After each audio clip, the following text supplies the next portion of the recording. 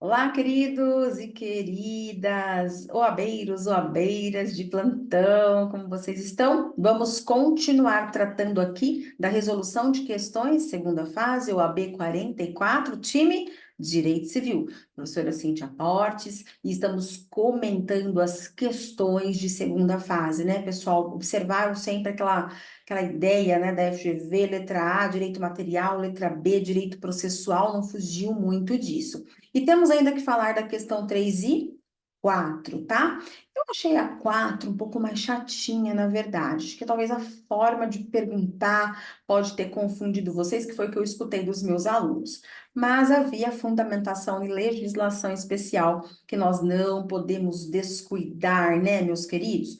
Mas vamos lá, nós vamos tratar das questões 3 e 4 e eu vou pedir para você, né, meus queridos, que, por favor, curtam este vídeo, se inscrevam aqui no meu canal, falem comigo lá pelo Instagram, se for preciso. Essa é a minha missão, ajudar vocês nessas provas, que a gente possa estudar bastante, né? E tirar aí todas as dúvidas que sejam possíveis para você alcançar a sua aprovação no exame de ordem e outros concursos públicos também. Vamos lá? A questão 3 já está até grifado aqui, né? Que o Antônio ajuizou a ação monitória. Pessoal, a ação monitória está lá no artigo 700 do CPC, né?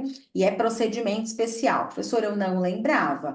Índice dos procedimentos especiais. E aí tem ação monitória também, tá? Então você ia conseguir encontrar. Muito bem. Ele ajuizou a ação monitória, falando que é contra a pessoa jurídica suinocultura, porque ele teria prestado serviços de manutenção na sede da sociedade, os serviços não foram adimplidos na data do vencimento, a despeito de existir contrato escrito entre as partes. Muito bem, quer dizer, tinha um título, né? Tinha um contrato escrito. Após exercer o juízo de admissibilidade da petição inicial, o juiz determinou a expedição de mandado de pagamento a ser cumprido por suinocultura.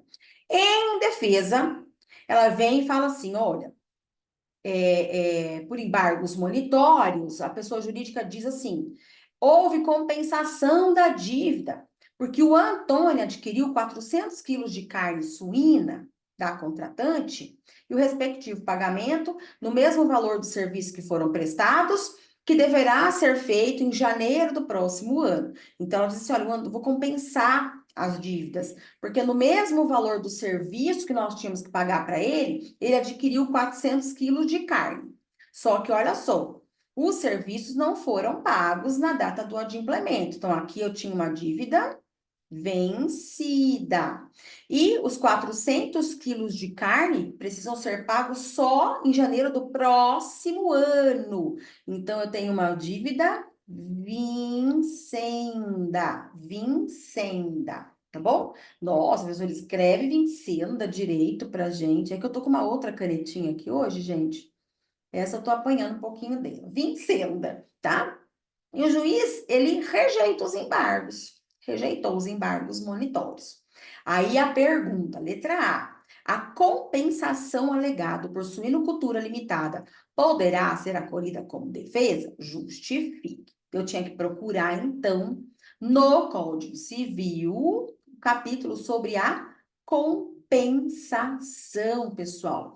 E vejam só que não tinha muito ali segredo, foi super simples a resposta.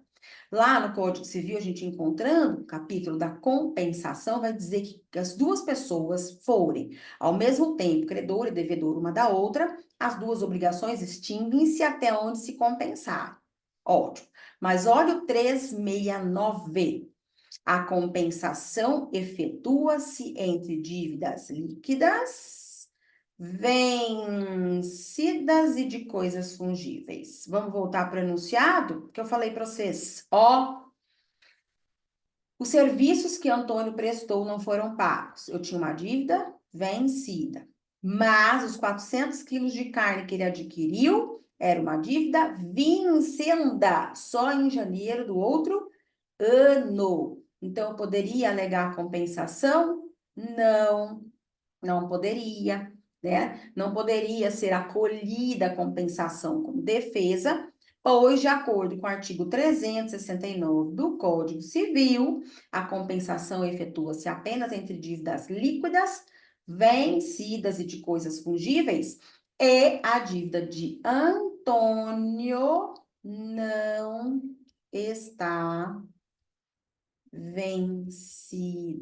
Portanto, não caberia alegar compensação, tá bom? Era isso que vocês tinham que responder aqui, bem direto e reto, tá? Letra B. A letra B perguntou de recurso cabível. E aí vem aquelas confusões na cabeça do aluno, né, professora? Ah, se o juiz rejeitou os embargos, ele deu sentença, aí dá sentença, cabe apelação, 1009 do CPC. Teve gente que foi por essa estratégia. Mas, gente, de novo, quando estamos dentro de um procedimento especial, temos que analisar as regras do procedimento especial. E dentro do capítulo da ação monitória, que se inicia lá no artigo 700 do CPC, quem estava comigo aí estudando, principalmente na mentoria, grifou 7 vezes, né?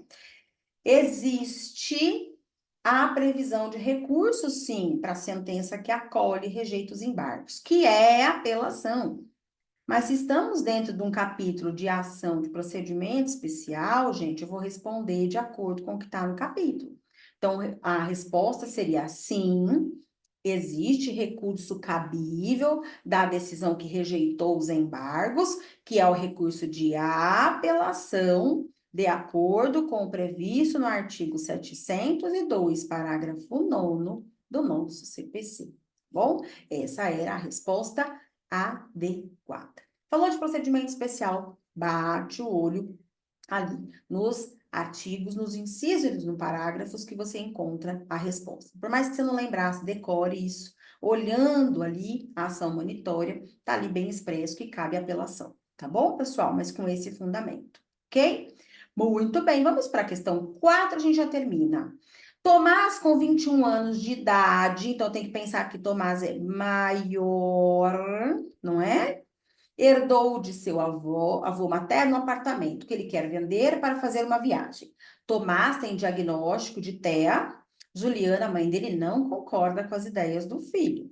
Para evitar que o apartamento seja vendido, Juliana ajuizou a ação pedindo curatela de Tomás, com base no TEA, bem como nomeação dela como curadora, pedido de tutela de urgência, alegando que o negócio, se celebrado, traria grande prejuízo para o filho. A petição foi instruída com o laudo médico do diagnóstico de TEA, no qual se afirma que ele tem o necessário discernimento para gerir o patrimônio. Aqui era uma chave para responder essa questão, né? Ele tem um diagnóstico de TEA, tudo bem, né? Transtorno do espectro autista, né, gente? Mas ele tem necessário discernimento para gerir. O laudo dizia isso. Na decisão acerca da tutela de urgência, em que foi mencionado o Estatuto da Pessoa com Deficiência, outra dica, né? Ó, o examinador empurrando você para a lei. O juiz reconheceu haver prova documental de deficiência mental, não analisando informação constante do laudo de que Tomás teria necessário discernimento para gerir o seu patrimônio, e deferiu o pedido. Nomeou lá a mãe como curadora, né? Para Juliana, curadora provisória. Aí a pergunta: o deferimento da curatela de Tomás encontra fundamento na legislação brasileira? Alguns alunos aqui confundiram, dizendo, professora, mas espera aí, existe, né, o pedido de curatela, que até no CPC ainda é chamado de interdição, e a gente não usa mais essa nomenclatura, né, a curatela. Mas não era essa a pergunta. Ó, o deferimento da curatela de Tomás, da forma como o juiz o fez, ele pode ter um diagnóstico de TEA, mas esse diagnóstico por si só não lhe retira a capacidade, não lhe retira, inclusive pelo próprio laudo, o discernimento para gerir o patrimônio. E aí nós temos no Estatuto da Pessoa com Deficiência, quando adveio essa lei, logo depois do CPC 2015, uma ideia de que a deficiência por si só não tira a capacidade das pessoas e que o juiz tem que estar muito atentos na hora de conceder a curatela e quando concedidas apenas para aqueles fins específicos em que o discernimento seja ausente, né, pessoal? Então, por hora, E aí se falou muito do artigo 84, artigo 85 do Estatuto da Pessoa com Deficiência, eu também tinha lido eles, confesso, mas por hora a FGV colocou aqui apenas o artigo 6º, né, do Estatuto da Pessoa com Deficiência, de que a deficiência não afeta a plena capacidade civil da pessoa. E o enunciado dizia muito fortemente isso, né, que o próprio laudo que ela junta nos autos, a mãe, diz que ele tem discernimento. Ele é maior de idade. Se ele tem discernimento, é maior de idade, ele está apto para os atos da vida civil. Então, neste ponto, não encontraria fundamento na legislação o deferimento que o juiz ali concede, né, da tutela de urgência. Essa interpretação que você tinha que ter feito, né? Não caberia o deferimento da curatela provisória, tá bom? Era isso que a gente tinha que pensar. Ai, professor, não, do nervoso, eu nem pensei. Eu sei, meus queridos, não se maltratem. Faz parte, né? Muitas vezes nem é do seu dia a dia trabalhar com essa questão, não está no estágio, ou não passou por essa matéria, enfim. Mas tem que tomar cuidado com a legislação especial. Mas olha, que o examinador jogou você aqui, né? Por Estatuto da Pessoa com Deficiência. E o John, meu cachorro, está se manifestando. Ele acha que ele tem direito de dar a opinião dele, né? Ele é deficiente, tadinho. Acho que é por isso que ele é cego. Eu acho que ele está querendo se manifestar aqui. Ele é cego. O John é cego. Encontrei ele todo estrupiado, gente, um parênteses aqui, né?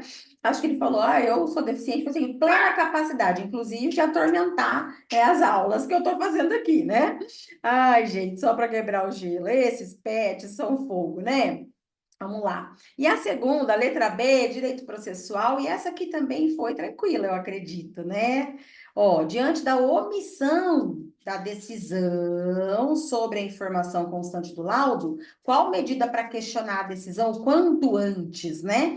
E foi bem claro aqui, examinador, olha, o juiz se omitiu, né? Havendo omissão, que tipo de medida eu posso tomar, né? A gente vai para os embargos de declaração, querido embargo de declaração, que tem prazinho lá para ele, tadinho, de 5 dias, né? Aí tomar uma decisão que possa sanar essa omissão rápido, né? 5 dias, a lá, 1003, parágrafo 5º, excetuados embargos de declaração, os demais prazos, né, para interpor o recurso para responder é de 15 dias, tá bom? Então, caberia aqui embargos de declaração para suprir omissão de ponto ou questão sobre o qual devia se pronunciar o juiz, de ofício a requerimento. A FGV colocou inciso 1 e 2, pessoal. Ah, professora, mas eu não coloquei só o 2, porque a questão foi bem direta sobre a omissão. Creio que não vai haver problema, tá bom? Vai pontuar. Talvez o que eles quiseram dizer aqui, que o juiz, existe uma contradição também, porque se o laudo diz que ele tem discernimento, como é que eu vou curatelá-lo, ainda que provisoriamente, tá bom?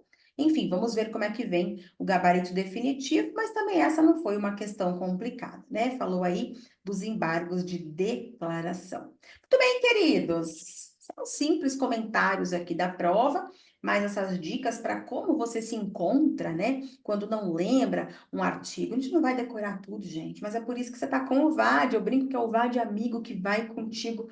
Olha o índice, olha os capítulos, procure, né? Por mais nervoso que você esteja, respira, pega as dicas ali do próprio enunciado e segue firme. De novo, faço votos que você tenha ido muito bem na prova, calma, vamos esperar o resultado definitivo, haverá ainda prazo para recurso, vamos ver como a FGV se comporta aí no espelho de prova, no espelho de correção, para que vocês efetivamente possam comemorar o nome na lista, ou se tiver que recorrer, vamos juntos, vamos recorrer, contem comigo.